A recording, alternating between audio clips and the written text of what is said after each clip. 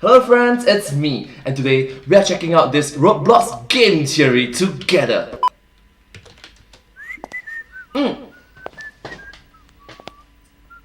It's a dark hallway. Scary.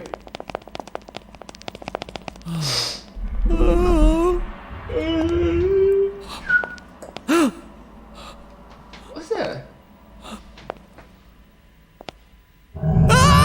Come on! Game theory! Hello Internet, welcome to Game Theory! Hello Internet, welcome to Game Theory! Hi! Taste the rainbow, theorize the rainbow, and welcome to our first ever Roblox theory! Roblox! It's hard to believe, but yeah, this is the first time that we've covered anything from the platform. For Roblox!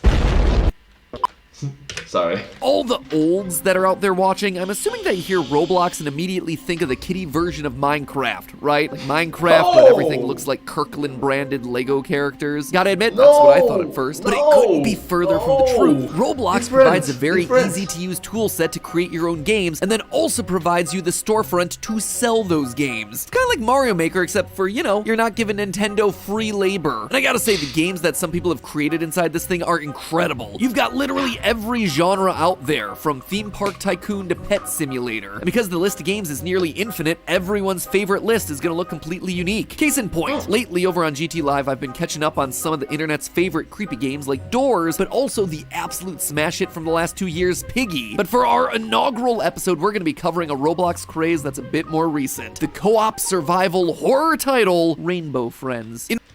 Rainbow Friends! I messed that one up. Rainbow Friends, you and your buddies are sitting on a bus heading on a class trip to an amusement park called Oddworld. But wait, something evil is afoot as a mysterious shadow hand reaches out and switches the directions on the sign, sending the bus down a dirt road towards some sort of biohazard. The bus crashes for unknown reasons. Our unconscious body is kidnapped and we wake up in some sort of strange facility. Gotta admit, this game packs more action in the first minute than most do in the first hour. A shadowy voice over the loudspeaker tells us that his blocks have fallen over and that he needs help collecting them. And thus, the games begin. Enter the Rainbow Friends, a colorful collection of monsters, each with their own personality. Blue will chase you if he sees you, green is blind but has himself a much greater reach, orange will quickly run a set path throughout the facility, and purple is the onceler. How bad can I possibly be? I'm thinking, Oh! How bad can you possibly be? more Dr. Seuss source material and less Tumblr sexy man. Just saying, it's a pair of gloves that sticks out of ends. In the end, it's revealed that our mysterious captor is none other than the final rainbow friend, Fred. Hey, it's me, Fred! Wow! That's a blast from the past. I like that I'm making Fred references, but if you're playing Rainbow Friends, something tells me you might not know who that is. Anyway. Yep, it's a very old reference. Man, I feel old. It's the final rainbow friend, Red, who looks like an octopus squeezed into a business suit. If we have any hope of escaping Red's dark experiments, we'll have to work together with our friends to find all the requisite blocks, food pouches, fuses, and batteries that he demands. Or, you know, you could just be like me and totally luck out, practically beating the entire thing solo on my first playthrough. Can two presumably experienced Roblox players and a complete noob who's way too old for this survive the game? What are you doing, man? Don't follow me. Stop following me. Oh no. Oh, Coco! No! Coco, no! No! That's like when the arch nemesis of a game dies. Oh my god, it's just you. It's just me!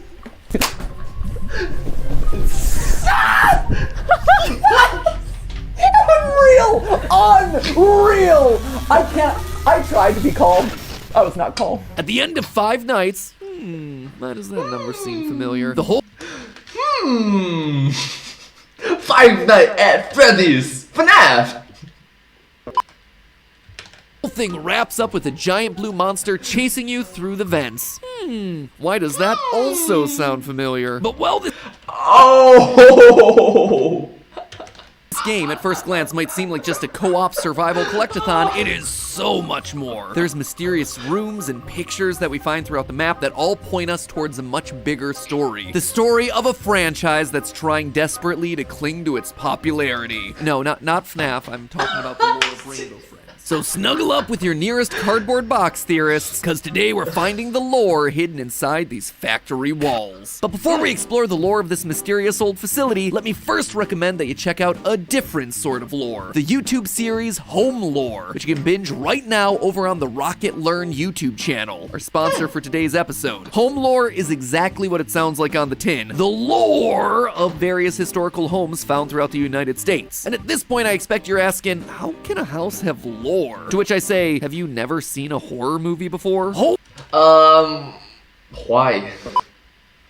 Lore is a lot of fun, touring beautiful real-life locations while covering the legendary and sometimes twisted stories that went down within their walls. Take, for instance, this episode on the Lambermont in Texas, a beautiful castle with a haunted past. Allegedly, it took years for the bloodstains in here to fade away. But don't worry, they're not all dark and scary. There's this house that looks like the architect played What Remains of Edith Finch a few too many times. See the resemblance? I also love their tour of a castle in Nashville, which today is used as a recording studio, but started as a gangster gambling house full of hidden secret passageways, false doors, and hidden symbols in the stone walkway. Basically, the series is like those architectural digest videos where they do YouTuber home tours, except these ones are exciting because the stories are actually interesting as opposed to a bunch of rich kids talking about how they overpaid a designer to make their oversized house look quirky. So once you're done with today's episode about the hidden dark lore of a mysterious amusement park, click on over to Home Lore to learn the hidden dark lore of these mysterious old homes. Link is in the top of the description, and thanks again to the Rocket Learn YouTube channel for their support. Now then, let's talk about some spooky home lore of our own, shall we? Right from the get-go, this game is hinting at tons of background lore. Obviously, there's the opening cutscene. We're in a school bus and we get sent down the spooky path. Look, it's not Shakespeare, but it'll do. When you wake up, you find yourself immediately greeted by a giant cutout of the company's blue mascot, along with a sign that reads, "River Ride Through Hemlock Woods." Based on the log flume boats that are floating in the water and the floor markers telling you where to stand while you wait for the next boat, this isn't just any random facility, it's an amusement park. Though, not a very well thought out amusement park considering that there are 5 spaces marked out here but only 2 rows per log. Those numbers are not adding up. I did the math myself. The fact that it's a small amusement park also explains why we're running through everything from a forest and a farm to a castle and a mine within a matter of a few rooms. Going deeper into the facility, we see that this place also acts as a museum. Turns out these Rainbow Friends aren't just mascots for a small kid's amusement park, they're actually television stars. One of the podiums shows us sketchbooks used to draw the characters for a cartoon known as Rainbow Funtime Friends, with the podium next to it holding the original voice recorder that was used to bring him to life. In one of the hallways, there's also a picture of Blue standing next to a child that's titled Blue's Best Friend 1991. But apparently Blue wouldn't be making friends for all that long. In March of that very same year, the facility apparently shut down. We know this based on a handful of computer screens that were left on in another room. They show that the last login date from user O Davis happened on March 6th, 1991. That O Davis is most likely Oswald D. Davis, founder of Rainbow Friends, whose portrait that we see in another hallway. The fact that there's such a short period between the amusement park opening and the last login date tells us that things went downhill pretty quickly. My guess is that the friends were never just people in suits. They were actual jumbo-sized monsters thought to be friendly, but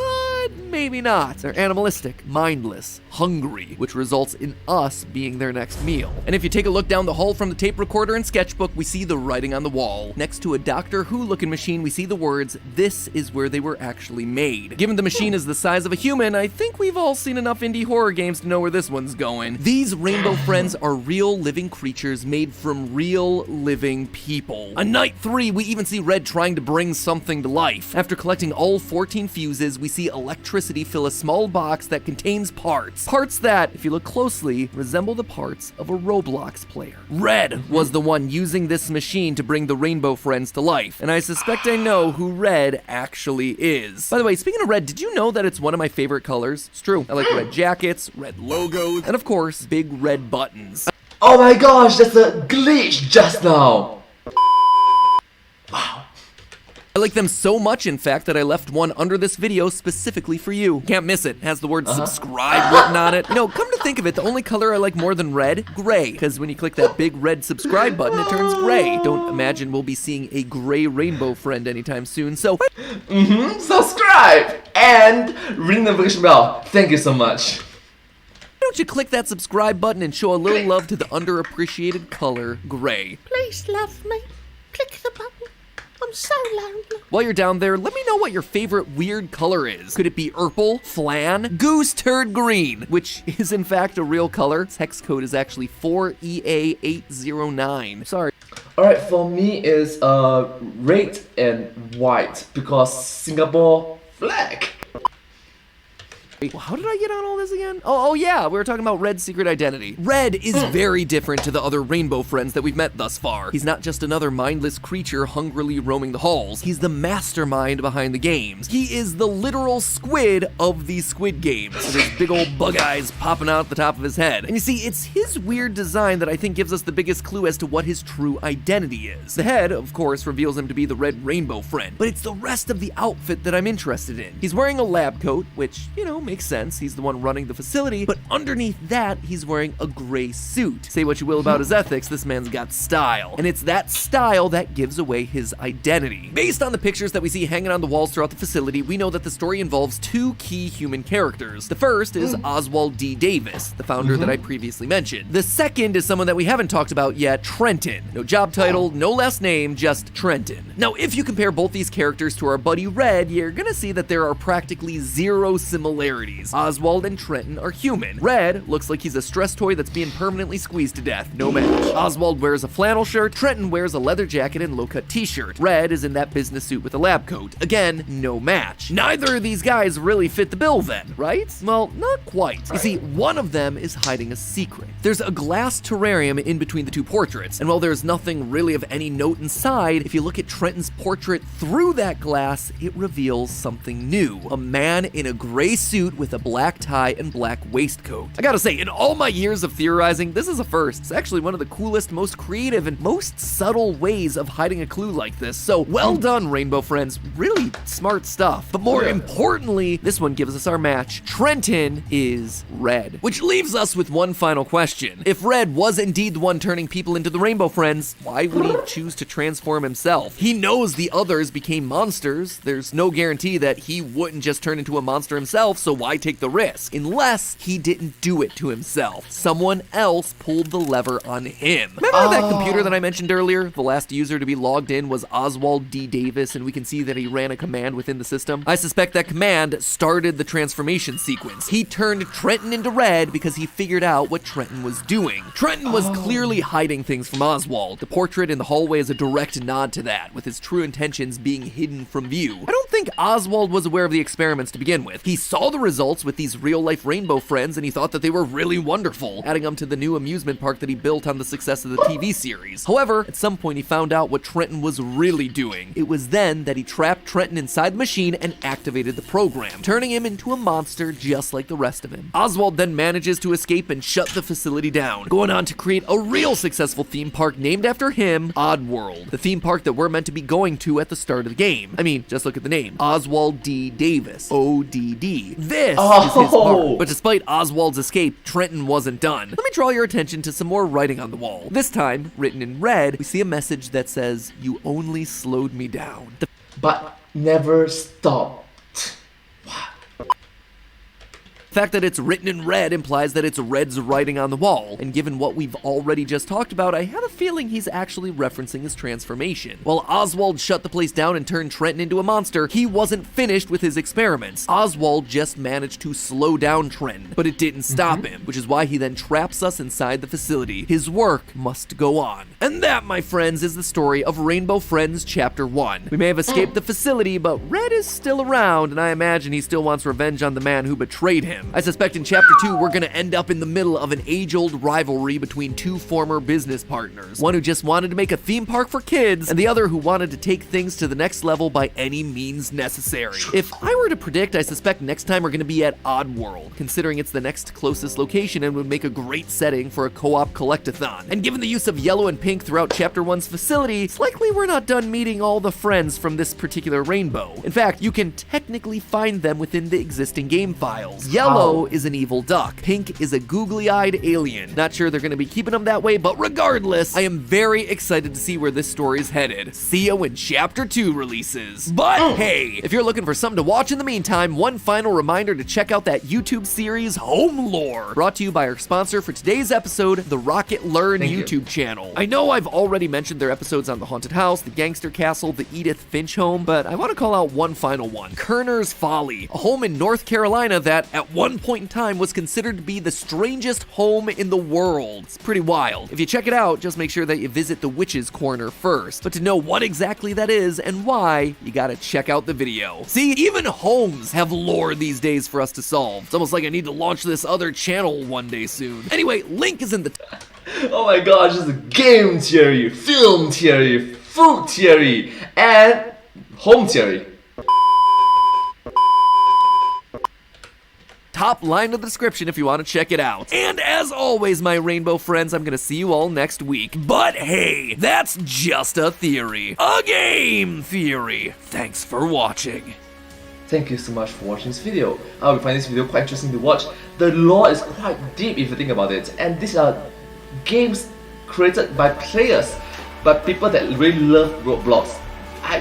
Wow, these incredible game designers, much respect to you. You guys did a good job. Thank you so much. Anyways, remember, that's just a theory. A game theory! Thanks for watching. Thank you.